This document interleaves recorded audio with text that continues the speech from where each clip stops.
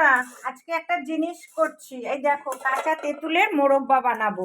আমি তেঁতুলটাকে একটু অল্প আজে জল দিয়ে সেদ্ধ করে নিয়েছি, একটু সেদ্ধটা বেশি হয়ে গেছে, যাই হোক। আর এখানে আমি গুড় জাল বসিয়ে নিয়েছি। হ্যাঁ, এবার গুড়ের মধ্যে আমি মশলা দেবো। এই মশলার মধ্যে আমি শুকনো লঙ্কা, একটুখানি মেথি, আর একটু জোয়ান, আর একটু সাদা জিরে, আর কি বলে মৌরি, এগুলো দিয়েছি। হ্যাঁ, দিয়ে এবার এর মধ্যে জাল দিতে দিচ্ছি। দেখো, একটু মশলাটা একটু ঝাল ঝাল টক টক হবে। লাগবে তো ভেজে নিয়েছি এগুলো সব, বুঝলাম। এখন দেওয়ার পরে আবার একটু মশলাটা পেস্ট করে। একটু জাল হবে কুটটা, না দেন ঢুকবে না, পাতলা না হলে। আচ্ছা, তাহলে এবারে আমি এগুলো দিয়ে দিচ্ছি। দেখো, আমার বরের এখন এবার আচার খাওয়ার ধুম লেগে গেছে, কিন্তু আগে কোনোদিন দেখিনি আমার কর্তাকে খেতে।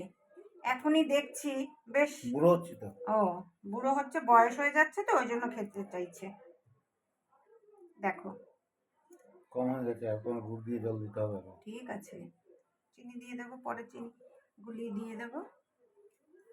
এই মোরব্বা ঝোল না থাকলে হ্যাঁ, আমার ভাই ওরা খুব আচার খায়, মিষ্টি আচার। আমার মা করতো আচার, নানান রকমের আচার বানাতো আমার মা। কর্তাকে দিয়ে দেখাতে হবে নুন মিষ্টি ঝালটা কেমন হয়েছে। তা তোমরা দেখতে থাকো, একটু আস্তে আস্তে হোক। দেখো দেখো বন্ধুরা, এই যে দেখো কি সুন্দর হয়ে রয়েছে। আমার তো এখনই লোল পড়ে যাচ্ছে, তেঁতুল বলে কথা, তাই না? আমার ছোট ভাইজি এসে বলছে যে তেঁতুল আছে এরকম বড় বড়। আমি না, কাঁচা কাঁচা নেই, আমি সব সেদ্ধ করে ফেলছি, বলে পরে খাবো। তাইলে ওরাও খুব আচার খেতে ভালোবাসে। ওর আমার ছোট ভাই, আমার বড় ভাইও খুব আচার খেতে ভালোবাসে। আমার মাও করতো আচার, কত রকমের আচার করতো তার নেই ঠিক। ঠিক আছে, তাহলে নামাচ্ছি। তোমরাও তাহলে এরকম করে মোরব্বা বানিও, খেয়ে দেখো কেমন লাগে।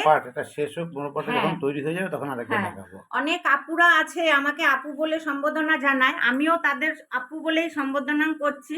তোমরাও দেখো, তোমরাও আমাকে কমেন্টস করবে, লাইক করবে, শেয়ার করবে। আমাকে তোমাদের মধ্যে যদি কিছু থাকে আমাকে পাঠাও, আমিও তোমাদেরটা দেখে আবার করব, তাই না? এরকম করে তাহলে আমার চ্যানেলকে সাবস্ক্রাইব করো। ঠিক আছে বন্ধুরা, রাখছি তাহলে। এই দেখো, এবার নামিয়ে ফেলবো। একদম গুড় একদম শক্ত হয়ে গেছে।